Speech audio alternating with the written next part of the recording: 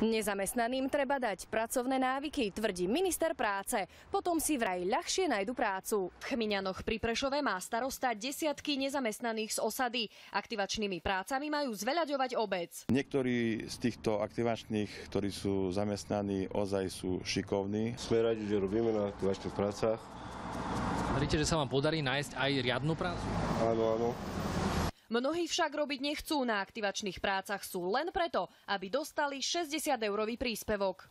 Ich napomíname, upozorňujeme, nemajú schopnosť tie návyky si udržať a pracovať tak, ako by mali. Od roku 2008 až do dnešného dňa si aktivačné práce vyskúšalo viac ako 223 000 ľudí a len torzo z nich sa reálne zamestnalo. Na trhu práce sa z týchto osôb podarilo umiestniť 37 372 osôb. To znamená, že si za 5 rokov stále nevie nájsť robotu 83% aktivačných pracovníkov. Analytik prekvapený nie je. Malo sa jednať o dočasný nástroj sociálneho zmieru, ktorý z nejakých príčin je v kategórii aktívnej politiky trhu práce. Jedná sa však skôr o nástroj uplácania si voličov. Aktivačné príspevky môžu ľudia dostávať aj do nekonečna, no riadnu prácu si aj tak nenájdu, ak žijú v regiónoch, kde roboty jednoducho niet. A ak nemajú potrebnú kvalifikáciu, či nechcú odísť od rodiny do iného kraja, či do cudziny. Martin Jedinák a Zuzana Turlíková, televízia Markíza.